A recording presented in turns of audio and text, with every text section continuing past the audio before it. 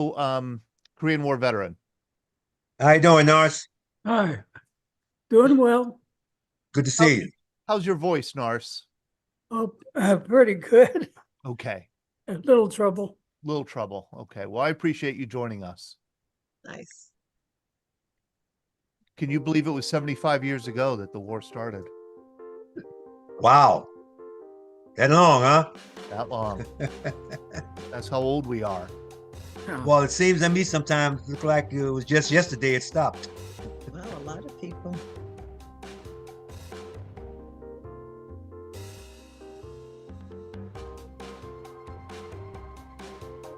Hey, good evening, everybody. Oh, wow. Good evening and welcome to the Veterans Breakfast Club. I'm Todd DiPastino, the Executive Director of the Veterans Breakfast Club, and tonight we are marking the 75th anniversary of the beginning of the Korean Nice. War. The Korean War started this week on June 25th, 1950, when about 75,000 North Korean soldiers poured over the border that was the 38th parallel and invaded South Korea, very quickly wiping out the South Korean army. There were only about 250 at the time, about 250 American service members there on the ground in Korea. Almost completely conquered South Korea, but left a little spot to the South Koreans at the very southern tip of the peninsula, the Pusan perimeter. And it was from there, and then, of course, the landing at Incheon on September 15th, that the UN forces led by the United States started to fight back and reclaim at least the southern half of the peninsula. It was a seesaw war. It's a complicated war, and it's a forgotten war, a largely forgotten war. And tonight, to help us lead us through the conversation, we are welcoming author Ryan Walkowski. Hello, Ryan. How are you? Good, good. I'm glad I could figure out the Zoom call. So Okay, so by your accent, I hear a little bit of David Seaver in there. It sounds like you're near the Canadian border. That's what I was just gonna say I probably sound like a misplaced Canadian.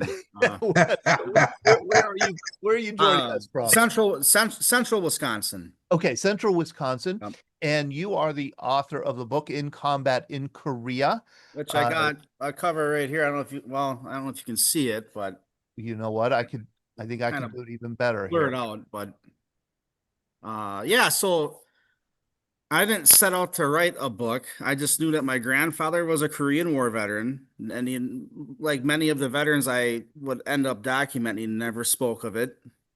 Yeah, right there.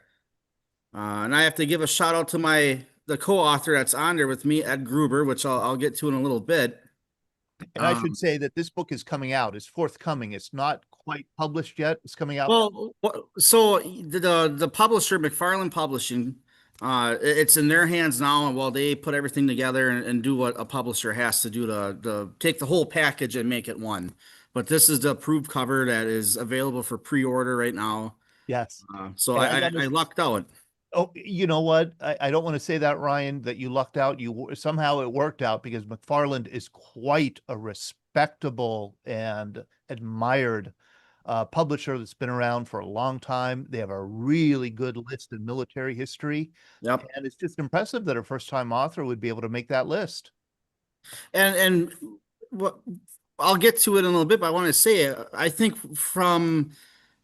it was 3 months from when we submitted the manuscript that I got to deal with them, which is almost unheard of from other authors I have talked to, because they spend years and sometimes 30, 40 revisions before they're even considered. Oh, yes. So we packaged something pretty special. I know I sent you a brief little, I think it was a chapter or two.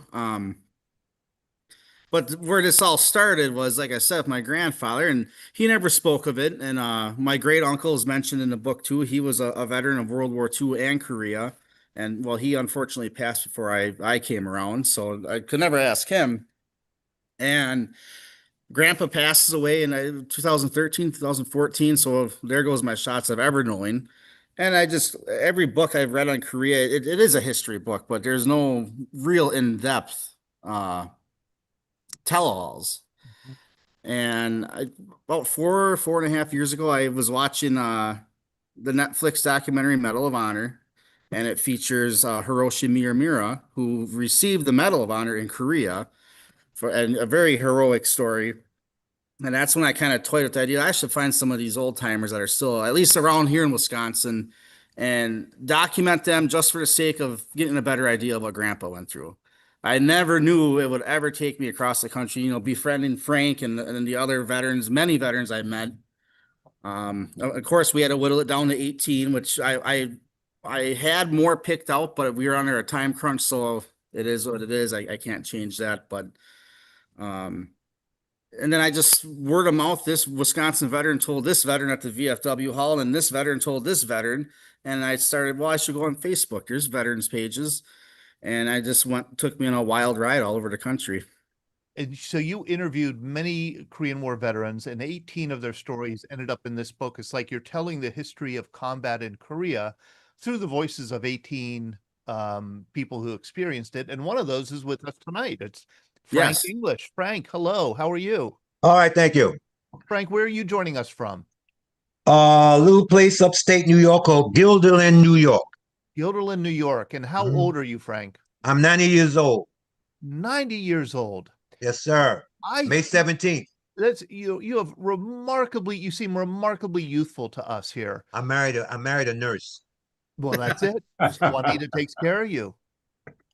And I was thinking, you're about the youngest Korean War veteran you could be. I mean, if you Wow. do the math, right? He's the youngest that I documented. That's actually he's second youngest that's featured in the book. Paul Marsha, who's a chapter or two ahead of Frank.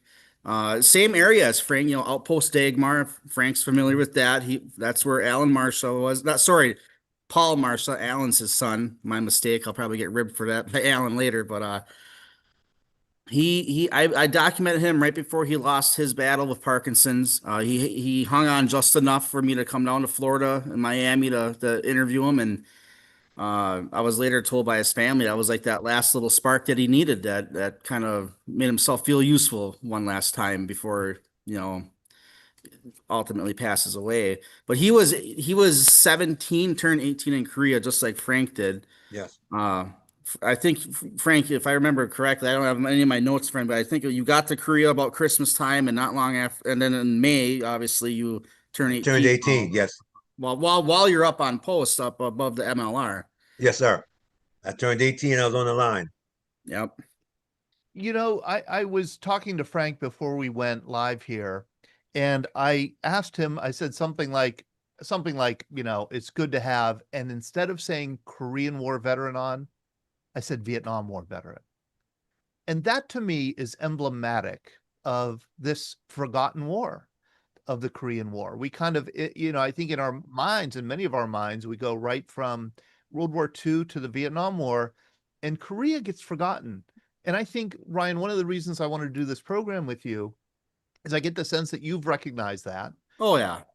And that you're kind of wanting to, retrieve the experiences of these veterans from the relative obscurity that they've been living in the shadow of World War II veterans and then later Vietnam War veterans. To me, as I documented more veterans and research on my own too, you had mentioned the first combat group, Task Force Smith. Numbers vary, but they figure between 250 to 450 U.S. GIs of the 34th or the 24th Infantry Division marched up to confront the invading North Koreans, and they were told when the North Koreans see Americans, they're going to turn tail and run the other way. That wasn't the case. And one of them veterans was my great uncle, Vincent Walkowski. Everybody knew him as Smokey because, from being in the military, well, he chain smoked 3 packs of cigarettes a day. And by that time, he was a machine gun squad leader. He was a sergeant. And when he was finally relieved on the Pusan perimeter, this is after the 19th and 34th regiments of the 24th Infantry Division joined the fight. We'll say 2,800 men total. By the time what was left of that was whittled away and pushed back almost to the ocean, 184 to 188 veterans were left standing. There was, that could carry a rifle and shoot. That's amazing. So your great uncle was one of those very few Americans who were left on the ground in Korea when North Korea launched their surprise invasion on June 25th, 1950. Because he was on occupation duty in Japan at the time. Let's So see they this. said, well, the North Koreans what have he's got here. blitzkrieged across to 38th. We have to jump in and it's a police action is what they were told. You got and they were told you guys will be living your life back in Japan by Friday with all your Japanese Yeah. girlfriends. It'll be Be home by Christmas. Yeah, Home by just like that Christmas. too. That was it. Home by Christmas. Yes. And I have I think the chapter I sent as a preview to you was of Chosen Reservoir Marine. Mhm. Baker Company 7th Marines 2nd Battalion, and he was up at Udamni.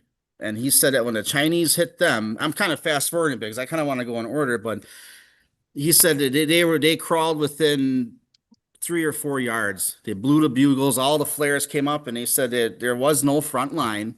The Chinese were among them, beside them, everywhere. And his squad, and Frank can probably contest this, a Marine Corps squad is typically 13 men. Yes. And that fighting, Glenn told me, lasted till the wee hours of the morning, and then the Chinese just disappeared because we owned the sky. And a lot of veterans from Korea will tell you napalm was a very heavy weapon used. Oh yeah. And that morning, just 2 squad members were left of his squad, him and Jack Gallipo from Chicago. The rest were all either bayoneted or dragged off as prisoners or killed. The war was very dynamic, and from that map, that animated map that I had up a few minutes ago, you could see how it swung back and forth with the initial invasion, and then the counteroffensive, and then the counteroffensive, and then finally the counter. And it just goes back and forth. It goes back and forth for about 1 year. For about 1 year, it goes back and forth, and then it seems to settle along the 38th parallel, and it becomes this grim trench warfare for 2 years. Yes, sir. Yes. And it was then, Frank, that you entered the war. Yes, sir. Positions on the line, right? Yeah, I was in Howe Company 3rd Battalion, 1st Marines. And you arrived in December 1952? I did, yeah. What was it like for a 17-year-old to arrive in a war zone like this? A very Well, country. When I arrived at Incheon, we stayed overnight in Ashcombe City. Hadn't heard of shot fired in anger yet, so reality hadn't set in yet, so to speak. So being a 17-year-old, a lot of the guys my age, 18, 19, we took a train up to Munsanee, which took almost all day because they had to get out and check the tracks every now and then because of guerrillas. And we loaded up on trucks at Munsanee Railhead to go up to our prospective units. And when we went across the Imjim River, north of the Imjim River, there was a big sign that says trucks keep 25 yards apart, roads subject to shelling. Well, still, I hadn't been fired at yet, so no reality yet. So to make it short, when I arrived up at my unit, about an hour after I got down there, we got incoming.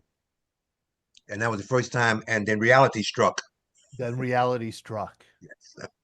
How did you respond? How did you react? As a 7? Well, I found a hole with a couple other guys. I had been assigned to I was in 2nd Platoon, 1st Squad, and we were just coming out the bunker, the platoon bunker, when we started getting shelled. So the guy told me to follow him, and we dived into a hole, and we got shelled for about maybe 45 minutes to an hour. We got incoming. That was my first night. And was that the nature of the war for you, kind of a static war, or did you go out on patrols often? Went out on patrols. The first couple of weeks I was up on the line, I didn't go out patrols. I was more orientated. Yeah. They didn't, I was a new guy. Yeah. And finally, after about 2.5 weeks, I went on my first patrol. But I was pretty lucky. Being a Browning automatic rifleman, I didn't have to do the point. So you were a BAR, Browning automatic rule. Yeah, I was using 3rd or 4th man back. I didn't have to worry about the point. That was one good thing about being, yeah. But you did have to carry that big, heavy gun. Oh, yeah. Well, what we did, we took the tripod off. It came with a tripod on the front, which weighed about 5 more pounds, and it would swing. So we got rid of that thing. So that dropped it down maybe to 19 pounds or 18 pounds, but still with the weapon loaded, it was 20 pounds. Wow. And you had an ammo carrier with you? Well, in my firing squad, there was another Marine. He carried an extra 5 magazines. And when you were on patrol, I asked Frank, I'm not a veteran. I ask a lot of dumb questions, so be patient with me, please. You Sure, too, sure. Ryan. When you're out on patrol, what are you looking for? Well, it depends on what the patrol is out for. We go out, set up an ambush, or go out to get prisoners, or just go out to let them know that we're still there. I don't know why they had to do that. They knew we were there, so I don't know why we had to go out and say we were there, you know. But I remember we'd go out on patrol and stay out maybe 4 or 5 hours out, maybe 3, 2, 3, 4, 5 hours out on patrol and come back in. And a lot of times they wouldn't hit us till they knew we were out there. They'd wait till we go back in because we had to go up the hill. Our backs were to them, and they would hit us then a little bit. But most of the time we would lay ambush, go out, try to make contact, you know, get information, whatnot. On some of the hills you were on, you could look down in the valley and see the Chinese. I was just going to ask that. Did Yeah, you you ever could see see 'em. them? You could Yeah, see them, huh? yeah, yeah, yeah. Did You could you see ever them when they get- were getting ready to make an attack at the bottom of the. Yeah. Really? And what were they like as soldiers? The Chinese and they The were Chinese soldiers were good because they, from what I understand, they had just got through with a 20-year war with Chiang Kai-shek, so they were experienced combat soldiers, Yes, they were. you know. And the word of mouth was if you were going, when we got off the troop ship in Incheon, they give you a white card, which is a Red Cross card, and on there was your name, rank, and your serial number, blood type. And if you got captured, you would give that to the enemy, and they would notify the International Red Cross that you were a POW. Well, anyway, the word of mouth was if you got captured, don't get captured by the North Koreans. I can explain that when Frank's done. Yeah. Why don't you explain that one now, Ryan, if you wouldn't mind? So I'm gonna I pulled up my manuscript here. I just want to start off by saying I'm gonna try to go in order here instead of bouncing around. At the time, during the Korean War, the U.S. Secretary of State at the time said if the best minds in the world had set out to find us the worst possible location in the world to fight this damnable war, the unanimous choice would have been Korea. And that's just with the extreme heat during the summer. Frank can tell you about the cold during winter. I mean, the 38th parallel runs through Wisconsin too. Actually, not far from where I live. Huh. So it's being a Wisconsin boy. I know what it's like when it's 40 below zero sometimes. I mean, it's freezing, and a lot of people would get the misconception that, oh well, this is Asian culture, so it's jungles like Vietnam. It wasn't. It's all mountainous. It was all hills and just a really cruddy terrain. But I'm gonna start with I'm gonna pull up my little list because there's 18 veterans featured, and number one is my friend. He unfortunately passed away. Stuart Sizemore and his U.S. Army 24th Infantry Division and his chapter, which is chapter 1, is the orphan. And he grew up going to labor farms, didn't have any parents, and then he became a hobo, ran the railway. And then ultimately, when he was 16, walked into a recruiting office, said, listen, I have nobody, I have no one to sign for me, but would you take me? And they said, if you join the U.S. Army, we'll take you. And then he winds up in Japan, goes over with that second group that right behind Task Force Smith. And he was also one of those 188 men fighting alongside my great uncle at the time who made it out. And then he talks about recapturing Taegu, and Taejan was a big one. He got the Bronze Star at the Battle of Taejan. And he said all the members of the 24th Infantry Division that went missing or got lost in the chaos were found on the side of the road with their hands tied behind their back, shot in the head. Because the North Koreans hated Americans and did not take prisoners. And I want to again remind people, you're talking about a time of the fighting when the UN forces were trapped essentially in this Pusan perimeter down here in the extreme south, Which is actually on the Pusan perimeter. Stuart fought at what's called the Naktong Bulge, which is the North Koreans concentrated very heavily at the Naktong Bulge to try to break through there, knowing that they did that, they could break the straw on the camel's back. Mm-hmm. But they were ultimately reinforced with the 1st Cav Division, and I think the Marines sent over A brigade. Yeah, but it was the Regimental Combat Brigade they sent over there.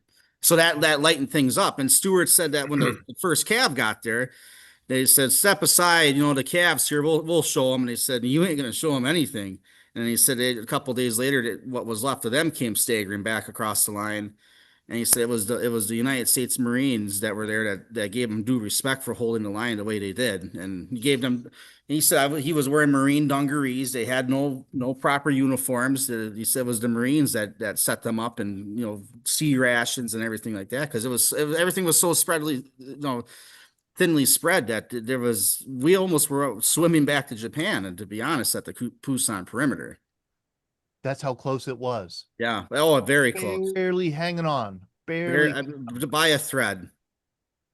Then I'll jump to chapter 2 is Charles Ross, and that's titled No One Left Behind. And he got there with the first cav, same time, Pusan perimeter.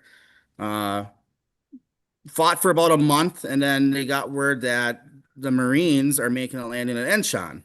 And then when that happened, he said, which was September 15th, they said on about the 16th or 17th, word had spread to the rest of the North Koreans, and they literally dropped their weapons and made a dash across the border because they knew they were cut off. Yeah, we're cut off, right. And he was part of the first group into Pyongyang when they captured the North Korean capital, and then he went to Ulsan, and that's where the Chinese first came in, and they, I think it's about two divisions roughly surrounded that battalion of the first cav, and they fought him for 4 days before they ran out of ammunition. And then he became a POW for 34 months.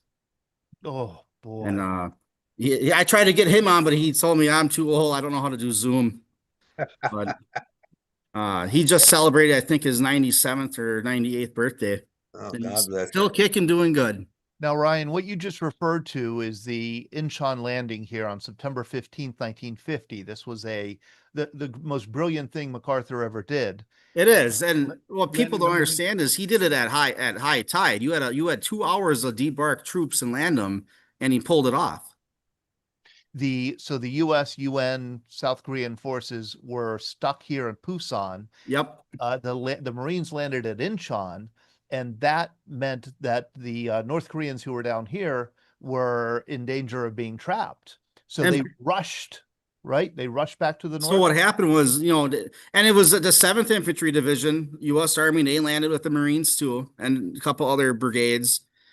But taking Incheon was a direct road to Seoul, and taking Seoul was not only a military victory, but a political one and a psychological one as well. And when they got to Seoul, they just went straight across the peninsula and blocked off and captured any retreating North Koreans. And then it was full steam ahead.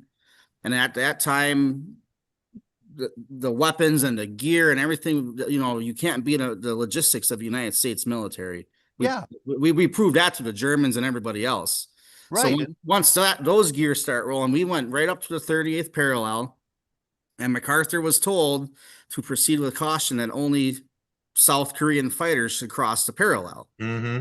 But he's like a Patton, and they got their egos, and he figured, well, wait a second, instead of reestablishing the border, why don't I pursue the North Koreans into North Korea and crush the last remnants of this regime? And then it became the ideology of taking the entire peninsula. That's right. That's right. And I kind of quoted that from a documentary, but that's the best way of putting it. And we did. And the Stewart chapter 1 said that the Korean War was fought and won within the first 6 months until the Chinese came in. So these green MacArthur- lines, these green arrows, MacArthur didn't believe that Chinese would enter. right?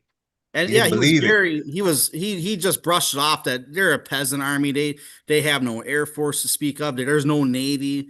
I mean, they're a peasant army. But who sided with the Chinese during the revolution? We did. We gave them weapons. So when they came in, people think they're using they had a lot of old weapons, but a lot of them, they had the same weapons we did. They had Thompsons and M1s. Everything. BARs. Same weapons.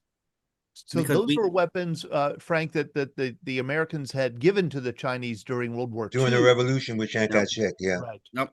Got it. There is a statement that one of MacArthur's aides made when the UN forces was telling them before they got up that far that they're capturing Chinese soldiers, and they brushed it off.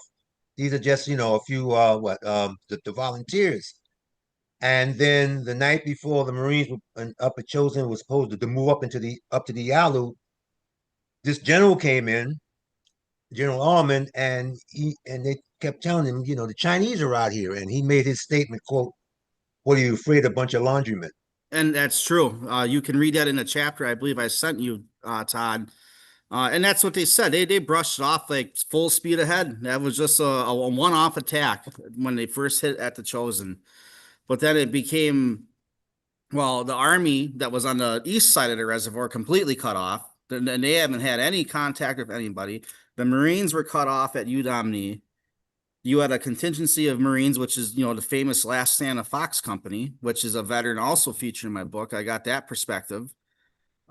He's kind of coming up next, but you had what Mao did was Zedong, the communist dictator, he knew he could not match the firepower of the United States military. So he sent these contingencies of just, probe troops, spread out the Marines and the army, then fill in the gaps, surround them and annihilate them. And I think Mao had even sent through India that if the UN forces came up to the Yalu, he would intervene. Yeah. He even said that. Yep. So you can see this is the high water mark of UN forces and their counteroffensive in November of 1950. They make it to about the Yalu River, which is the border with China. MacArthur was ordered, don't cross the Yalu River. And there were how many Chinese on the other side of the river? 100,000, 200,000? There's so many different numbers. One documentary says they sent in 100,000 and one says 200,000. Yeah. But if you look at the whole, no, that's different areas. You look at the whole front with the veterans I talked to, I can throw my hat in the ring and say they sent in between 750 to 1 million men along the whole front. I mean, that's the entire border.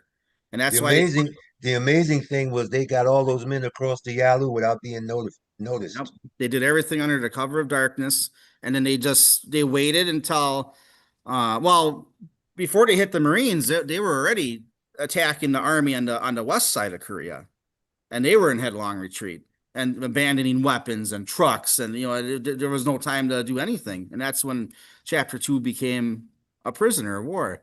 When they hit the Marines, it was just so sudden that they were trapped. And nobody really knew how to get them out of there. So this was a disastrous time for. And I think that's why the Forgotten War is the Forgotten War, because our government does not want to admit the fallacies and the mistakes they made that caused the lives of so many of our young men. Yeah. Because that shouldn't have ever happened. It should have never happened, right? Almost got beat by a third-class military. And in fact, the Chinese and the North Koreans were able to battle back UN forces and retook Seoul. The North Koreans retook Seoul, right? Mm-hmm. Then it was the battle for the Mjeon River and stuff like that. And by that point, we had the Australians in there. The Ethiopia sent a couple battalions of men. The Australians, British. I mean, you name Belgium. They sent in 2,000. I think it was 25 nations. Yeah. When you were there, Frank, did you see any of the international troops? Did you see? Oh yeah. Did you really? Australians and New Zealand. Yeah. You did see them, huh? Yeah, because they were kind of up by Frank's area. There was the New Zealand's and Aussies. Australians. We got a lot of artillery from the New Zealanders. And the British Centurion tanks helped us out a lot. Huh. And in fact, I see a comment that says, "I'm studying the Korean War in the air," and he says, "I wonder what Frank's experience was with air support for his unit on the ground." We had control of the air. I'll say this now, and I guess other Korean veterans probably start to say the same thing. If the Chinese had air against us, we'd have been in trouble. Okay, but we had control of the air, and that was a saving grace there. We could call in airstrikes at any given time, and we didn't worry. We did not worry about getting hurt from the air. There was no worry about that at all, because we had that control of the air. And to counter that, is why the Chinese would fight Marines like Frank or Army at night. Oh yeah, mostly at night. You can call in artillery, but you can't call in airstrikes. You can't, not at night. Glenn, The Chinese had a way of, when they were attacking us, they would walk in right behind their artillery, very close. I've heard In that. fact, some of their artillery would even cut them down. They were that close, Yes. but we were hunkered down because we were getting shelled. So by the time they raised their artillery, they were right on top of us most of the time. Maybe 50, 100 yards away. Oh, so you were that close to them? Oh yeah, they would get into the trenches. The main purpose was to try to keep them out of the trenches. But And they would sometimes they would get into the trenches with us. Yeah. and Frank, he told me about that. He doesn't have to share those specific details if he's not comfortable, but he did carry a I'm okay. sidearm. I'm Because okay. I'm just saying, because I remember you mentioned you did wrangle yourself a 45 sidearm, and that was way easier to handle in a trench than a BAR. Well, uh, uh, uh, when they got close, the BAR don't have no bayonet plug. Yeah. There's no bayonet on the BAR. The only thing I had was my K-bar, which is a fighting knife that Marines have, and I snagged a 45. And a lieutenant one time asked me what was I doing with it. I said, "Well, you figure it out. I'm not giving it to you." And I would use that, but most of the time there was enough rifles laying around um, to defend ourselves with. But they would get into the trenches with us I wouldn't say all the time, but quite often they would get into the trenches. And that was when it really came hand to hand, a lot of hand to hand stuff. Real up close and personal, yeah. Up close and personal, Frank. That's a different experience than seeing them down in the valley or Oh yeah. And that's a repetitive theme with every combat veteran I met that was boots on the ground, as far as Army and Marines, that like Frank said, it's what they call artillery stepping. So they're stepping in their artillery while we'll say a regiment of Chinese are running towards the hill. And like Frank mentioned, some of their artillery would kill their own men. It is what it is to them. And then by the time they lift the barrage, they're on top of you. And that's when, if you can't wield your rifle, it becomes a club, or you use a bayonet, or you Entrenching tool. An entrenching I tool was just about to say that. was a great weapon, yeah. I had many veterans tell me that they would, especially Chapter 1, who used it a lot, and he went into detail about it. They would take their a trenching tool, like a camping shovel, and they would put a fine edge on that shovel. Yes. And they would use that to hack up enemy soldiers. You break it in half like this, and you use it Yep. like that, yeah. Glenn Blickinger. Yeah, thank you. Thank you, Ryan and Frank. It's a pleasure to hear these stories. Two questions. I'll start with one and reserve the other to see if anybody else has one. I have two older brothers. Todd knows them well, Marine Corps veterans from Vietnam. I've interviewed them. I've talked to them a lot about their experiences. None of them have anything good to say about the South Vietnam Army. Right. So I was wondering, Frank, what was your experience with the South Korean Army? They were very good. Okay. We had no problem with them. In fact, the Marines, we had South Korean Marines with us. And them guys were very vicious. Very vicious. Hmm. And their discipline was very high. So we had no trouble with South Koreans. I don't recall any problems with South Korean soldiers. We didn't have no bug outs. They fought right up there with us. They were very anxious to go on patrols with us.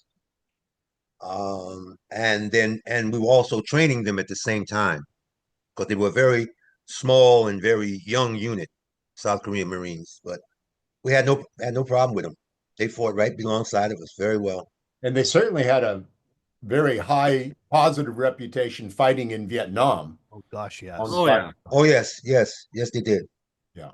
They were feared there too by the Viet Cong and NVA, because, like Frank said, they can be vicious if they have to be. They don't take prisoners. Yeah, you don't want to. Yeah, and I've had a couple of veterans tell me with the South Koreans that were attached to them, they you know, if you sent a contingency of South Korean soldiers out to try to get prisoners for intel, they're not coming back with prisoners. Forget it. Ryan, we have a fellow author here, Jim Blackwell. You put in the chat here that you're doing some research on the Korean War, the air war in Korea, and I just wanted to invite you to chime in with your observations on the war, and maybe even ask you, what is your interest in the Korean War? Why did you take this up as something to write about? Well, thanks, Todd. I took up the interest because my uncle was in the first B-29 shot down by a MiG-15, November 10th, Oh, wow. 1950. And he was taken prisoner. He was a radar operator, taken prisoner, died in captivity in August of 51. He managed to survive the peak of the death of U.S. POWs up at Camp 5, Paktong. I mean, thousands died because of the starvation, the torture, and the cold weather conditions.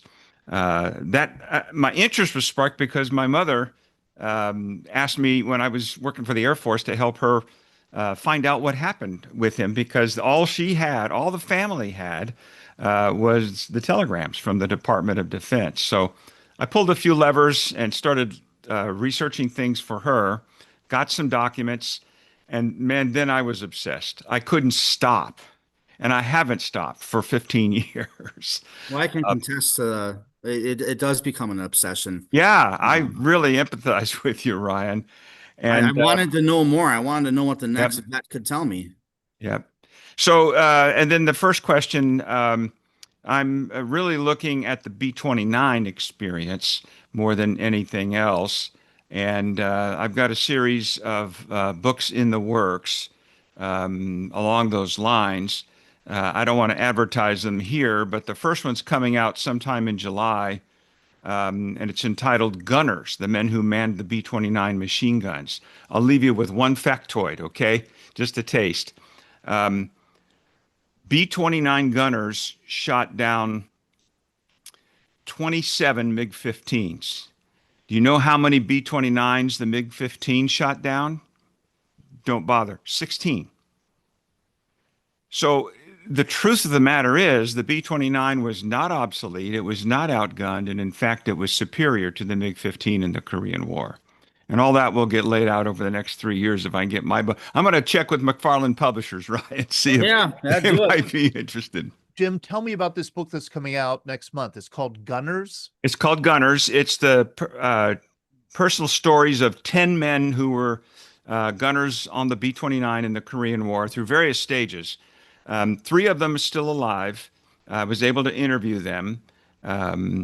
For the other 10, I collected oral histories. Ryan's, I'm sure, familiar with this process of collecting oral histories and actually hometown news releases and newspaper articles from the men when they did come home.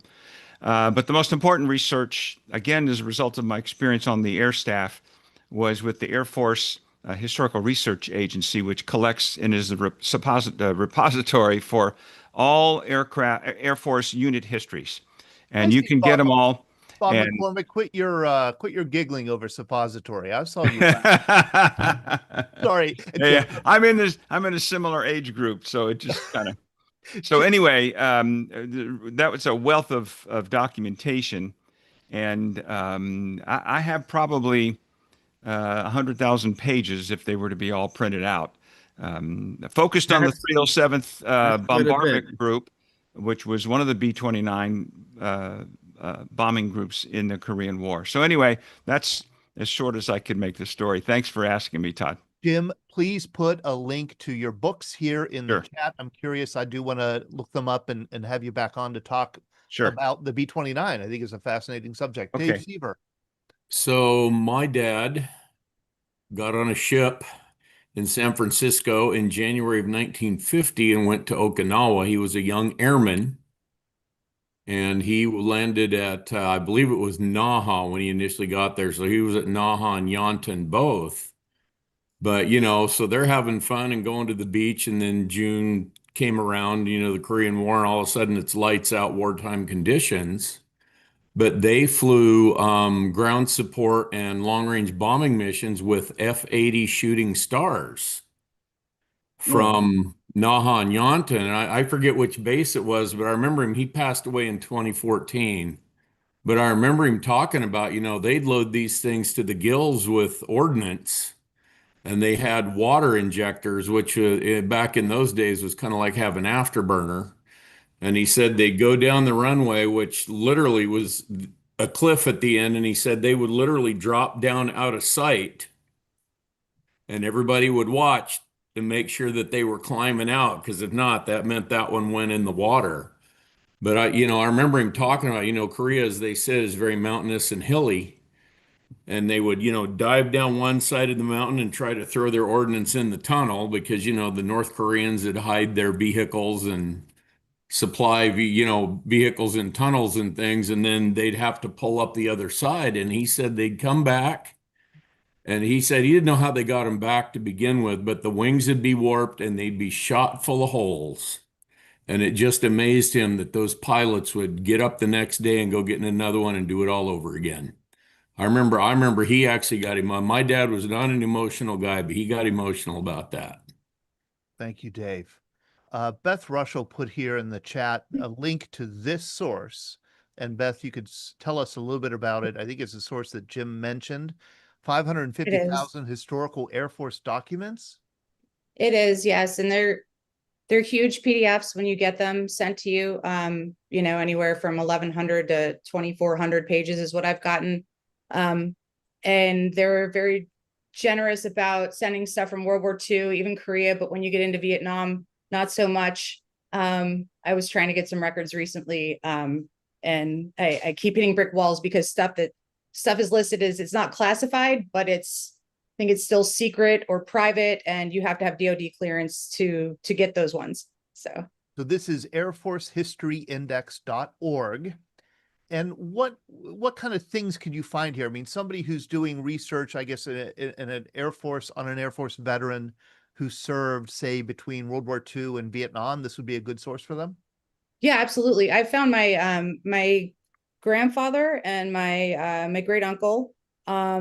My great uncle, who was in the first mapping group and then the first photo recon unit, he was in like every theater of World War II. And I found in like a 2,000-page PDF, I found his name throughout the years a bunch of times. Now they'll tell you, like say you go to College Park, Maryland to research unit records, they'll say, oh, you can't find individuals. But I have found individuals several times in the Air Force unit records. Okay, thank you very much, Beth. This is so interesting to me. Let me ask you about the POW experience, the American POW experience during the Korean War. Frank, I would imagine there must have been terror about being taken prisoner. It just the news reports at the time were terrifying. Everybody was aware that the North Koreans were using torture. Well, we had heard about it, but I think if I can remember correctly, it didn't seem to bother us too much. I don't recall guys speaking out about being afraid of being captured.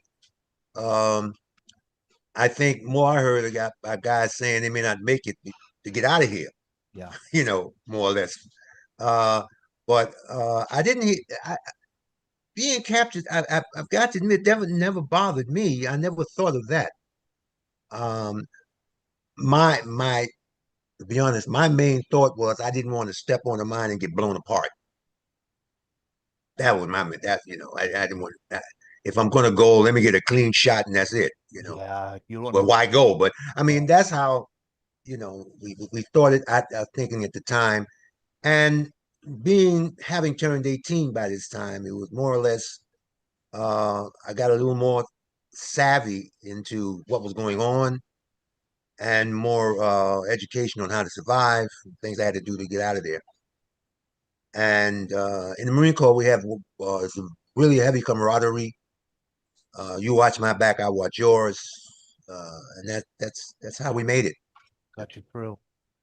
I can tell you that I'll revert back to chapter 2 of that, and that's of my book, and that's titled "No One Left Behind," and it's Charles Ross, who was captured and spent 34 months as a POW, and being patriotic, you hate hearing what I'm about to tell you because he told me that there's a saying in the army, no one left behind, or in the military. And he looked at me with tears in his eyes and said, we were left behind, an entire battalion. Because when they were surrounded, it was such mass confusion that they could not be relieved. Everything that was thrown at to try to break through the Chinese, it just was repelled. And then a radio broadcast came, said the 5th Cavalry is making an attempt to relieve you. Hang tight. So we thought, okay, well, good. So somebody's thinking of us. And then later a broadcast came that said, 5th Cavalry has met too much resistance. You're on your own. Godspeed. Oh, boy. And of those 1,000 men, less than 200 first Cav soldiers made it out of the perimeter. The rest were either killed or captured. And what was the experience of captivity like for Charles Ross? And Boredom, the most boring thing ever in life, mixed with moments of sheer terror. The Chinese implemented what we'd commonly know now as brainwashing. Yeah. They would do lectures and they would try to pound it in your head that, the Americans are warmongers, mongers, sorry. Wall Street is evil. The Chinese have always been trying to fight for world peace. And, Taiwan has never been part of the United States, what you would expect. And then mixed with just men dying each night or each day. You wake up and the guy next to you didn't wake up because they came up with a term called give up itis.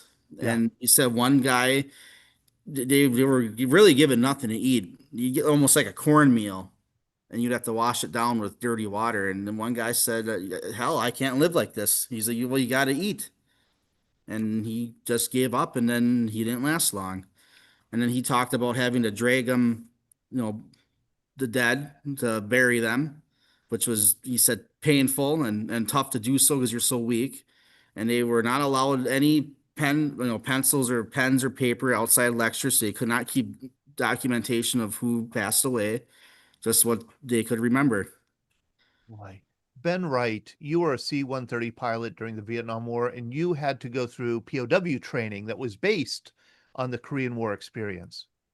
That's true, and that's what they used in the training. And when the American POWs were released from North Vietnam, they essentially said you don't need to change very much.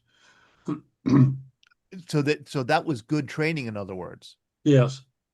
And can I ask you what the training was like? It sounds like a horrible There was experience. no pleasure in it. It's one of those things you do and glad you had it, but hope you never need to use it and never want to repeat the training either.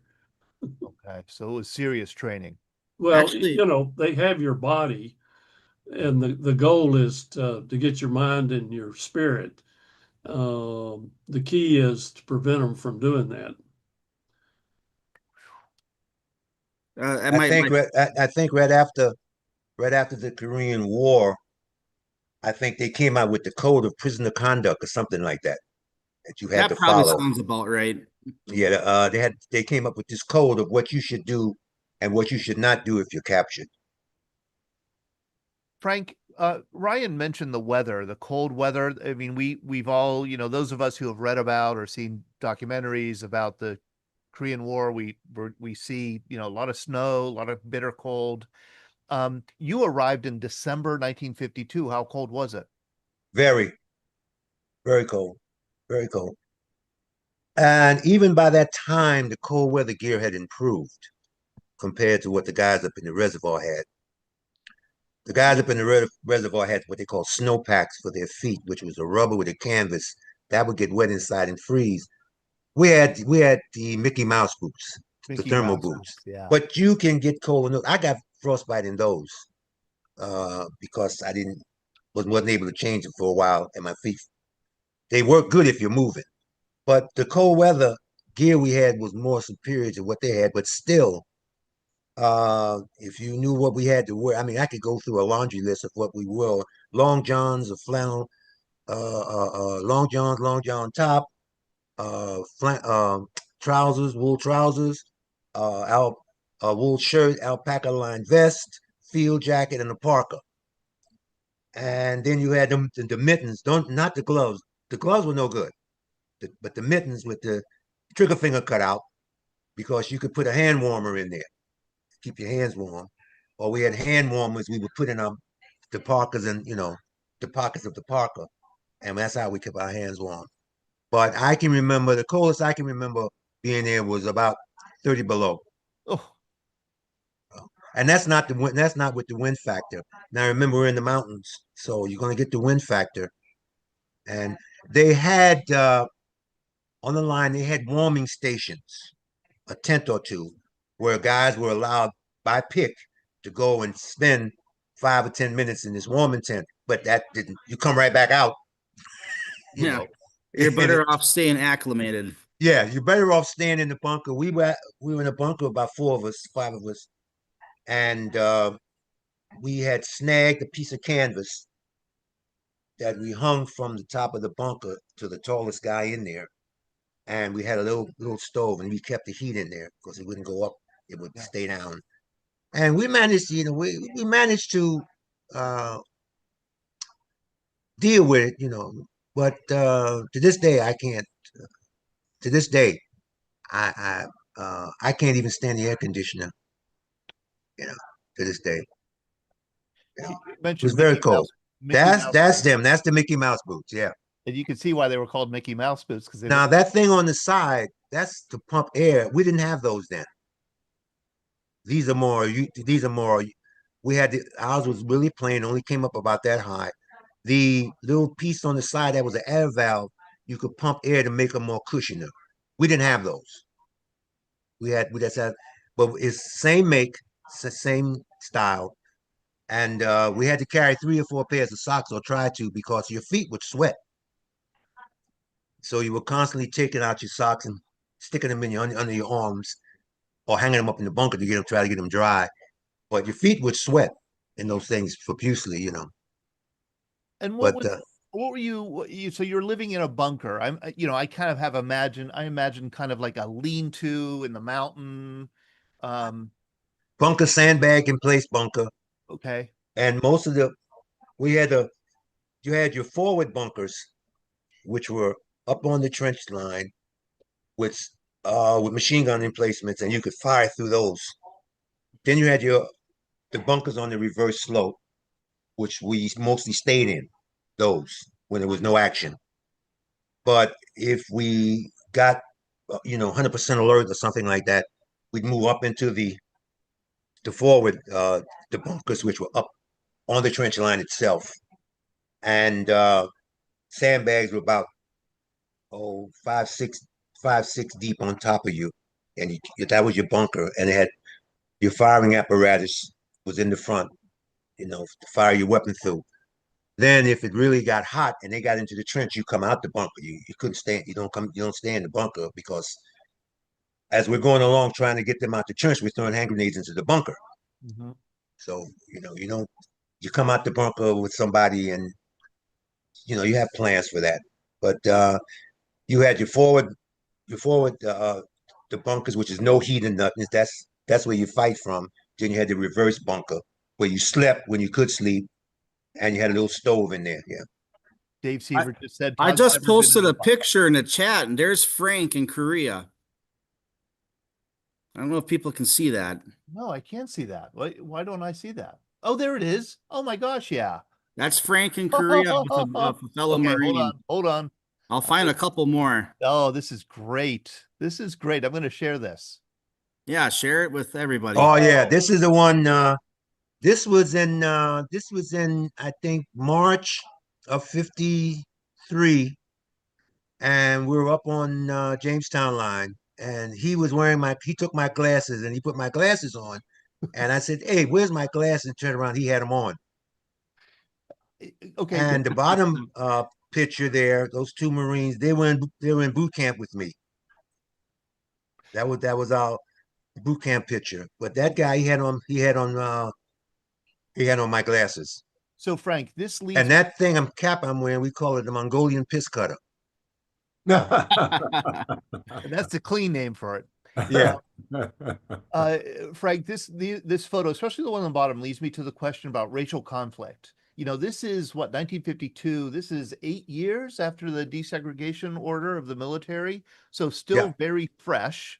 What was segregation like? Was there any racial conflict? I want to Not over quick. there. I want Not to over there. I want to You're say over that there. When you're over Not there, over there. I you're never under fire. I ran into more problems stateside than I did over there. that's why I named the chapter featuring Frank "No Racism in a Foxhole." Yeah. That's I tell me posted about another picture here. That's what a bunker would look like. That's on Moonsani, taken by my co-author. Oh, that's a great picture. Okay. And Frank would probably say that's probably what they looked like up by them. Once I could see it, I can't see it. All right, I'm getting there. I'm getting there. Okay. I'm not as nimble as I used to be here. Okay, hold on a second. Okay, there we go. Oh yeah. And You that's crawl- a marine. you- That's a marine bunker. Yeah, you crawl down in there. Mm-hmm. So are you telling me, Frank, that you live in that for 14 months? Well, you come off the line every now and then. They would take you off. They would take a regiment off the line for a couple of weeks to get uh, new men. They take you off for about maybe 2-3 weeks at a time, and do nothing. Just go back. You get clean clothes and stuff like that. Then you go back up. So you're not going to you're not going to Tokyo or anything. No, they had R&R. They had R&R. Okay. And R&R was, they'd pick so many guys at a time out of a company, and they would go to Japan for 5 days and 6 nights in Japan. Boy, And that was R&R. That's all we got. we have Nars Kaliva with us, who's another Korean War veteran. Do we see Nars? Ask him to unmute. Did Nars leave us? Oh, he's right there. I see him. Mhm. Oh, there you I'm are. Hey, Nars, I know that you might be having trouble with your voice, but when did you land in Korea? uh, in the end of July or the 1st of August, 1951. Okay. And what was your impression of the country when you arrived? Well, it was in tatters. Everything was destroyed, and it was a year into the war. Things had settled down some, but I was in a unit that was in support, and it's very interesting to hear Frank talk about what I call the real combat soldiers, because there were so many of us who were in support of the people who really did the fightings every day.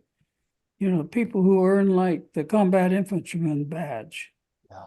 But my role was really as a platoon leader in a truck company, which when I first got there was segregated, was to make sure, 24/7 that we were delivering supplies from the end of the rail line at Wonju north to the units up there. And mainly we delivered diesel fuel. And that was to, keep everything going. Yeah. And we worked, as I say, every day, every night, getting ready for those convoys. And it's true about the really harsh, cold conditions on the roads. I was there, I was up there about 9 months straight doing that. And it did get, 25, 30, maybe sometimes even 40 degrees below zero. And I had these trucks or these convoys out. We had them out every day, make sure that supplies were kept coming. There were a number of these truck companies that were in and around Wonju because that was the end of the rail line. We pick up the supplies there. So about 4 months or so in, around December 1951, I got promoted to first lieutenant and transferred to a heavy truck company, which they thought that would be a great experience to try to haul more supplies up through those mountains north. The problem was that we didn't have any real tractors to pull those long trailers. So they converted some of those 2.5 trucks that we had in the regular truck companies to make them tractors. So it was a real challenge as we went up there in those mountains trying to get those trucks through. And so we lost several because when the roads got iced over, or if we got slowed down and we stopped, some of those trucks started sliding toward the edge. And if we happened to be stopped at the edge of a cliff or a ravine, we lost several of those trucks. We didn't lose any drivers because I told them, look, if you look like you're gonna go, jump. So we didn't lose any drivers.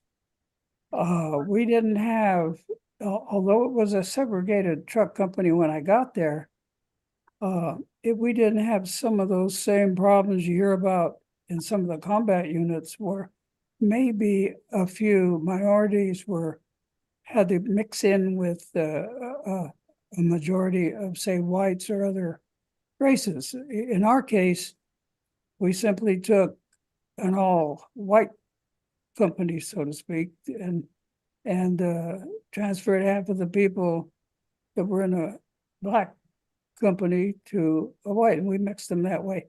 And because there was enough interaction and relationships remaining between the soldiers, they were able to get along, and they kept their own heritage alive, so to speak. And I didn't have any troubles that way. We may have had more troubles trying to make sure that they got on the road and did their job, because they would either get tired or some of them didn't want to work as hard or couldn't work as hard. Some of the troops were being plied with drugs, mainly given by nearby prostitutes. But that didn't hinder us from getting the job done. And this is a picture of you, a young Nars Khalifa there in Korea, all bundled up in your parka. Yeah. Mhm.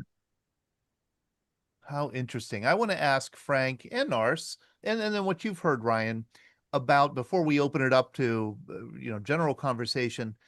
What about coming home, Frank?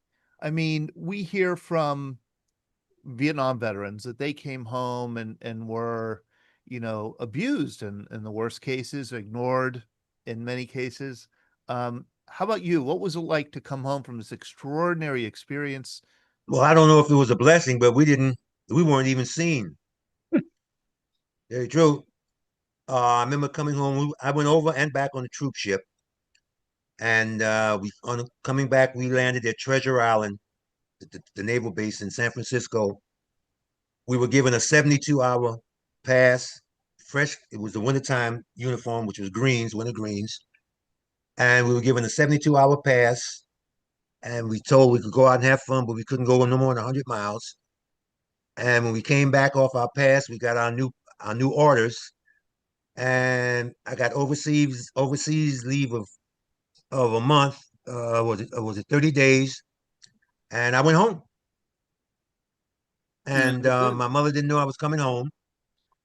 And when I took a train, and when I got to Chicago, I sent them a telegram that I'm home and I'll be home tomorrow. And I got home for my leave, and I stayed home approximately 2 weeks. And I left and I went to my next station of duty because I couldn't get along at home. The guys I knew when I left, we had nothing in common. I had nothing in common with anybody where I grew up in Harlem, in the city. And I only stayed home 2 weeks, and then I went to my next duty station, which was a Marine barracks in Maryland, a Naval Air Test Center in Maryland. But like I say, maybe we might have felt better if we got some attention, but none. It just had, I saw it on newspaper says Marines home from Korea, and that was it. And I got my duty station orders and went home for leave, and that was it. I see Nars nodding his head that, yeah, that was, so there was no fanfare, there was no parade, there was no, did people ask you about it? I mean, did your No. family? No. My father had been in the Navy during, my stepfather had been in the Navy during the Second World War. Mhm. So when I came home, The book thing. naturally I slept a lot, and my mother thought something was wrong with me, and she said, "No, he's just tired. You know, he probably, you know." And I would go downstairs and sit on the stoop. You know, I would talk to guys, but they were talking the same junk. Yeah. Yeah, have fun. You know, I've heard and that. I couldn't relate to them. I mean, you know, I Yeah. couldn't relate. So I went home. I told my mother, I says, I can't stay. It's not you. It's not mom. It's not stepdad. These people, I don't know them. Yeah. Frank, I don't know them I've heard anymore. young vets, I mean, vets in their 20s recently. I was 19. I wasn't even 19 yet when I came home from Korea. I turned 18 in May of 53, and I came home in March of 54. So these are guys I went to school with and everything. I couldn't even talk to them. They didn't make no sense to me. We didn't talk the same language anymore. You know, and a few of them asked me what my experience was, and I guess every veteran goes through this when did you kill anybody? Yeah. That's all they want to know. I said, I don't. I told one guy, I said, I don't know. There was so many of them. I don't think I hit anybody. You know, I just, you know, but that's all. That's all they want to know when I came home. Did you kill anybody? How many did you kill? You know, that seems. So I told my mother, I said, like I said before, I didn't have nothing. I had nothing in common with the guys anymore. Nothing in common with them. So, Frank, you told your story to Ryan. When did you start talking about the war? When my wife made me go to the VA about 10 years ago. Is that Juanita? Yeah. Good for her. She, I knew I liked her. She started asking me one time. She says, something's wrong with you. I said, what do you mean something wrong with me? No, it happened a little longer than that because I retired. I retired from my job. I was working for the state. I retired, and I started having time to myself. You know, and that's when she noticed something was wrong. And she says, "I think you should go to VA." I don't want to go to VA. They don't know nothing. They don't help nobody. No. So I'm not going to go to the VA. So she kept, you know, no, honey, I want you to go see somebody. So I was getting kind of angry at her. What do you think? I'm crazy or something like that? So she says, no, you're talking in your sleep. You're wrestling in your sleep. And I think we were together 3 years before she even knew I was a veteran. I never even told her I was a combat veteran for 3 years of our relationship together. I just came out one day, we was having dinner. I said, oh yeah. I said, you know, I never told you. I said, I was in the Marines for 8 years. I fought in Korea, and that was it. You know. And but anyway, I went to the VA hospital, and they started talking to me and everything. And my wife said in my sleep, I was yelling, here they come, here they come, here they come. You know, get your head down, here they come, take cover, you know, stuff like that. So she made me go to the VA, and Did right it now help? I'm on medication to this day. And in fact, I go see my psychiatrist Wednesday. Every 6 weeks, I go see the psychiatrist. And I'm diagnosed with chronic post-traumatic stress disorder. Does it help to talk about it? To people who people who want to talk about it, who are really interested in it. And I think that's why I got such a good story out of Frank. He saw that I was sincere about approaching the Korean War veterans. Yeah, I tell you one. I tell you, I think God was with me one day. I was working with a young man, and he was a veteran. I won't say what war. But when I told him I was a Korean War veteran, he said, "quote Oh, that's the one they use rubber bullets." Oh my. And I told him we worked together, and I told him I says, "Don't." I called him a very, you know, long name. I said, "You so and so and so." I said, don't ever speak to me again except in the line of work. And I worked with that guy for another 2 years and never spoke to him. And he was a combat veteran of a war. And I'll never forget that. That's the Terry- one they used rubber bullets. Terry Swank, I've been watching your responses to some of the your facial responses are very Yes. much like mine. We both were always, yeah. Terry is 36 years in the Army. Yeah, Were you ever in Korea? no. Okay. I just saw you, responding in an animated way to what Frank was saying, and just thought I'd invite Don't you. play poker, huh? No, you don't. You'd be a terrible poker player. You've talked with, and you have had so many experiences with people badly wounded, helping people badly wounded, people who have been there. What insight do you have into what Frank's experience or Norse's experience might have been? Well, first of all, Frank, thank you. And thank you for being here and talking with us. I'm glad your wife gave you that kick to go to the VA. Oh, she was very adamant about it. And good. Sometimes that's what needs to happen. I told many soldiers as we were processing to come home that if someone tells you that you're different and you're not seeing it, Yeah. that's your cue to go talk to someone. Yeah, And she kept at me. She kept. In fact, she got to the point I was mad. I would get mad, and she kept pushing and pushing. You need to go to VA. I says, and I would always say, no, God, some guys are worse. No, there's guys worse off than I am. Yeah. That's my excuse. I says, no. I says, I don't need to go because there's guys there worse off than I am. Yep. Typical excuse. Rich Kensinger. Frank and everyone else, I'm a clinical psychologist. I do a lot of research on combat trauma. What I find is a host of psychological issues, including moral injuries.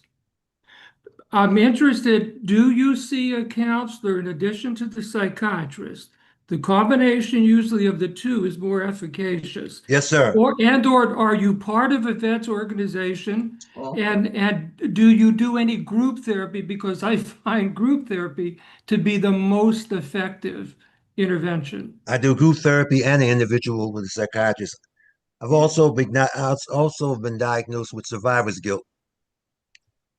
Yeah. I went through the whole 14 months of Korea, and outside of the scratches, maybe of barbed wire and a few bruises, or bruises, I didn't get a scratch. Right. I didn't get a scratch. And Frank went into, he went into that with me when I interviewed him the first time. He told me at the end of the interview, he told me a lot of things he never told anybody. Excuse me a minute. okay. All right. That's tough. Thank you, Frank. The last picture I posted is actually, we'll kind of stay on Frank, but we'll change the subject. No, I'm okay. I'm okay. I'm okay now. I'm okay. I got a picture of Frank leaving Boulder City, I believe it is, after the armistice was signed. It's Yeah, that's the hill. Yeah, that's the last hill we were on. Yeah. that's the last photo. If you could pull that one up, he's right in the middle carrying his BAR. Why don't I see that in the chat here? Yeah, we It's don't- yeah. a couple chats up. Oh, I Posted see at 7:01. it. Yeah, I see it. I see it. No, I can't see it from here. I Okay. see it. Hold on a second. And that's Frank and Howell Company coming off the line. I think this is the picture. Hold on a second. Is this it? Yeah, that's it. Yeah, that's it. Oh, yeah. That's me in the middle. Wowee. So It's young. kind of pixelated because it was actually out of what was that, Life magazine? Life magazine. That's Yes. Life magazine. So I kind of zoomed in on it, but that's Frank leaving. I think that's Boulder City, correct? Boulder City. Yes. That's amazing. Yep. Well, interesting. Hey, I want to call because we have this opportunity here. Ken Kazak. I'm sorry what happened just now. I'm It's okay. No, don't be sorry. Frank, what the heck? sorry. you know, this is like we live for these kind of forums where we could have honest conversations about really tough experiences. I'm like a lot of vets. We don't like to show that. Yeah, I know. Especially That's why the you old- vets drive me crazy. Especially Marines. I was just gonna say, especially Marines. I was looking right at Brad Washabaugh. Just gonna say that. Well, there's a Marine in my book who was a Fox company at the Chosen Reservoir, and he said Oh boy. Marines don't cry, their eyeballs leak. Yeah. Yeah, that's true. That's true. You know. All right. Hey, Ken Kazak, I want you to talk about Handsome Harry. Well, thanks for Oh this boy. moment. So, and by the way, I was just about to post about the July 27th service at the North Shore, but I've shared my story before, and my father was the 500,000 person Oh, drafted Happy to go to father. Korea, and he showed up at the draft office. They pulled him out of line. They said, you know, we're going to give you 3 minutes of fame. You're the 500,000 person drafted. Stories were written about him in the old Pittsburgh Sun Telegraph, Pittsburgh Press, New York Times, just all articles all over the country. My father was sent on a USO trip to Japan, and always amazed me that by 1951, the US and Japan had such good relations. He went to dinner twice with movie actresses, Jan Sterling and Patricia Neal, who won Academy Award for Hot with Paul Newman. And anyway, when my father, the point about an article that I had in the newspaper, we were kids growing up. My father would say one night he was in a foxhole and he was being shelled, and he just said, this is it. I'm not getting out of the this foxhole. I'm down here. He said a very calm and peaceful voice came to him, said, you'll make it through this night. You'll make it through this war. You're going to go home and you're going to live to be 65 years of age. And my father passed 6 weeks after his 65th. Oh wow. Birthday. So I always call it the mystery of Handsome Harry. So, The mystery of, and this is your mother, Helen. yeah. Oh, how wonderful. Did your father talk much about his service, Ken? He actually did. I know that a lot of veterans don't, but and you know, when you're a real little kid, and I know Frank was talking about the weather, my father would say it was so cold in the wintertime, you spoke to your friend and you had to wait till the spring for your words to thaw. I've heard that too. And then so that's what your buddies, that's what your friend said. I know you're talking, but because your mouth is moving. Yeah. Or you have to throw the words in a frying pan and let them thaw. Oh wow, yeah, yeah. Oh. Yeah. Here's a good picture, Ryan. Yeah, so he mentioned his father meeting movie stars, so that's me and my co-author Ed Huber. And I want to give him a big shout out because when I first met him, My battery's low, Nina. I was just toying with the idea of making this into a book because I videotape everything. So my goal was a documentary, which will probably still happen with the funds of the book. But I interviewed him and he was so profoundly impressed. And you look so young. I'm actually going to be 32 this year, so I am pretty young. You are young. Actually, no, I guess I'm pretty old now. 32, Jesus. But I interviewed him, and he said, and I said, I'm toying with the idea of writing this into a book, kind of explaining my journey along with the veteran story, because I'm mentioned throughout it's a whole journey of me, meeting guys, veterans. yeah, it was wonderful.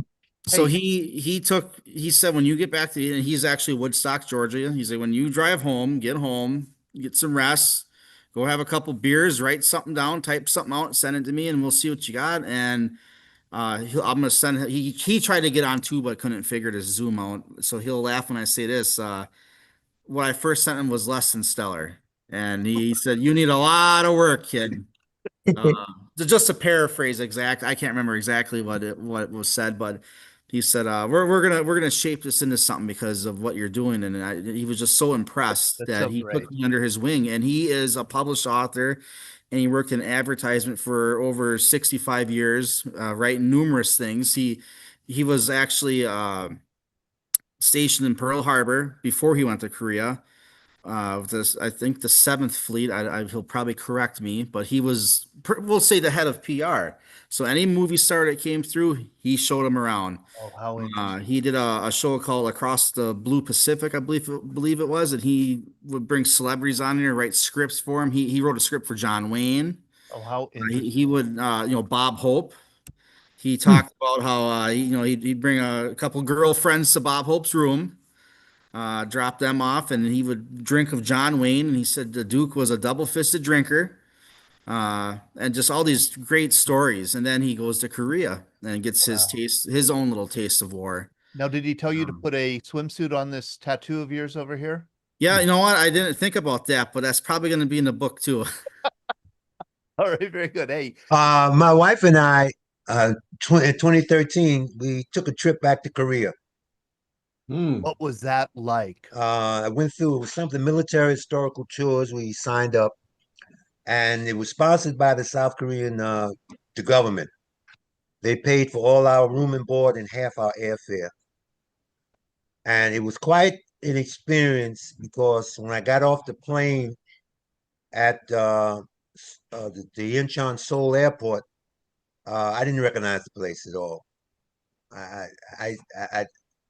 The streets were paved. They had skyscrapers. They even got a subway, and I said, no, this. I said I met a guy, and we with the first night we stayed in a hotel.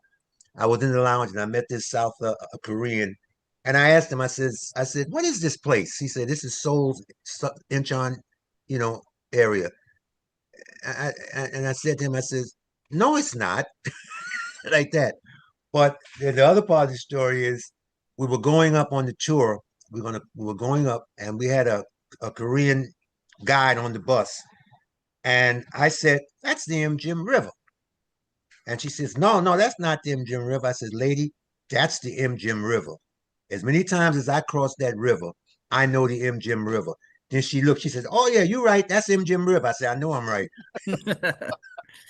Well, no country has changed more, I think, in the past 50 years than Oh, Korea. God, what they have done They're oh a my God. powerhouse now. Yeah. Oh, what An absolute powerhouse. Oh, man, we went up to the DMZ, and my wife was with me, and there's one of the buildings you can go in, and there's two South Korean soldiers standing in. They're standing in the judo, the martial arts pose, and there's a table with a line going across it, and a flag, North Korean flag, and a UN flag, and this is the only place you can step into North Korea without worrying because you're in this building. I told my wife, I said, go ahead and stand over there. She said, no, I'm not going over there.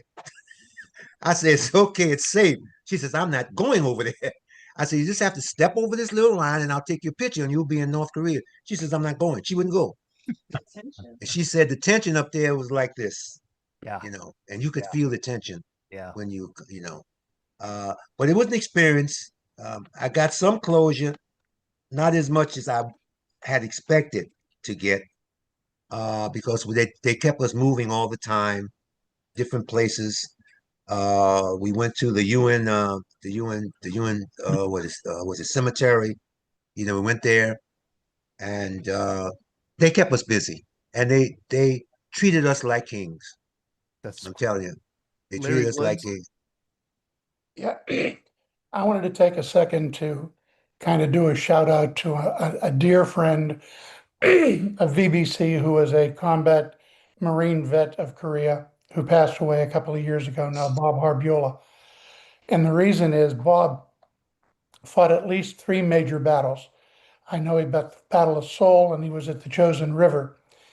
When he left, his last duty station was to protect the president, and he protected Truman at Shangri-La, which is what they now call Camp David.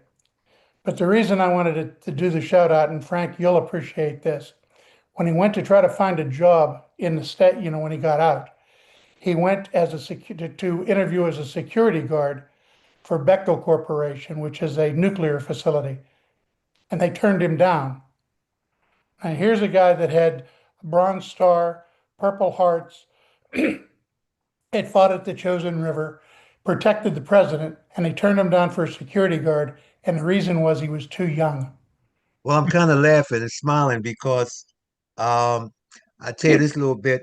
When I got out too, I went to register with the New York State Department of the New York State Department of Labor, and no, the New York State Department of Employment to apply for a state job. So I filled out the application and I took it up to the guy, and this is you gotta think what I must have felt.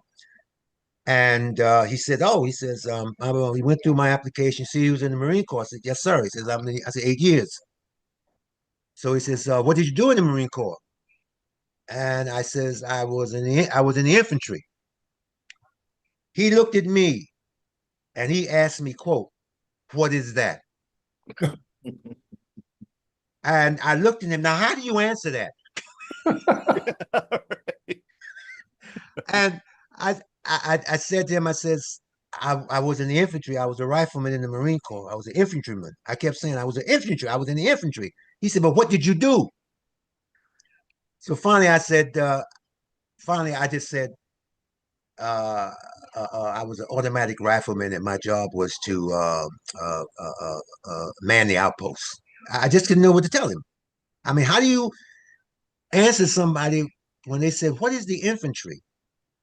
And I wanted to go through the whole Roman thing about infantry comes from the Romans when they put the infants in the front line and all that kind of the youngest guys in the front line. I didn't go through that whole scenario with him, but that's what he asked me actually. What was the infantry? And here's a man was going to sign me up for so I could go to state education school, the school I wanted to go to, so I can get a state job. So Bob that's why I was Flage. laughing. That's a good story. Bob Flage, how are you? I'm wonderful. Thank you. Listening to all of this brings back some memories. The ending of the Vietnam War and the Korean police action didn't end the way we wanted to. However, the citizens of these countries still thank us for what we tried to do. And 15 years, my wife went to the University of North Florida. 15 years ago, a Korean delegation came to North Florida, and I don't know, there was some political people, but there was the ladies came in their regalia and danced, did the regular or their family or their country's dance. This is a book that they gave us. It's The Rebirth of Korea. Basically, it has beautiful actual war pictures in it. They gave me the same book when I went to Korea. Say again, sir? They gave me the same book when I went to Korea. I have the same book here. They gave this to you then? Mhm. This is Same cover. I can't remember. I don't see the publication date, but this came from 2010 when they came over here to thank us. It was an appreciation visit that the Koreans were traveling around and wanting to thank. Actually, it was for veterans. It was open for veterans, and since she was a graduate there, we decided we were going to go, and you know, uh, the Vietnamese had that same feeling as far as towards the country and us as people as well. And I see the similarity of what happened after Korea and after Vietnam. That's it. Bob. Hey, Glenn, I want you to mention this program we have coming up on Thursday night. Yeah, I've been thinking about that a lot in this discussion about Korea and Frank and so forth. So PTSD in World War II, it's really not quite that broad. There's two daughters of two very well-known D-Day veterans that we're having on. The first veteran is Arthur Dutch Schultz, not the gangster. The the 82nd Airborne paratrooper, made famous in The Longest Day, both the book and the movie. His daughter wrote a book about the struggles he and his family had with PTSD post-war. And then the other is Susan Friedenberg, the daughter of Bernie Friedenberg, also a D-Day veteran with the Big Red One, the 1st Division. Both men fought from D-Day through the end of the war. Both men struggled with PTSD after the war, but in very different ways. And Carol's written a couple of books about it. It should be really a fascinating evening. And then on Monday night, we're doing a program with military contractors. I'm sad to say this is the first program we've done with military contractors, because there are a lot of them that serve with the U.S. military overseas and at home. A lot of them get hurt, a lot of them die. And we're talking to some families of those who were lost in Iraq and Afghanistan, and then also with some military contractors themselves about what the life is like as a civilian kind of in a war zone. We should have done this program before. Again, this is the first time that we've really focused on the stories of military contractors. We'll be doing that a week from tonight, Monday, June 30th. I also want to let people know we have our next magazine, BBC Magazine, is at the printer now. It will be hitting mailboxes the first week of July. If you don't get BBC Magazine in the mail, it's because we don't have your address. Let us know. Frank, I'd love your address. And I may, if you don't give me your address, I guess I don't have your email. I'm going to bother Ryan for it. Okay, that's okay. Yeah. Okay, that'd be great, because I'd love to send you a magazine, and we've published some stories on Korea. I'd love you to be able to read those too. And I can't thank you enough, Frank, for joining us tonight and sharing. Oh, pleasure. You know, I think that you know, a lot of people don't realize what happened over there. No, they don't. You know, they really don't. And I think that the more people find out about what happened, you know, the more they tend to. I mean, it took a while before Congress even classified it as a war, so we could get benefits. Okay, so Korean veterans could get the benefits, and like somebody said before, it was called a police action, but they didn't send cops. You know, so you know. And that's why my grandfather largely never spoke about anything he went through, because when he went to sign up for the VFW, they said, well, Korea wasn't a war. There you go.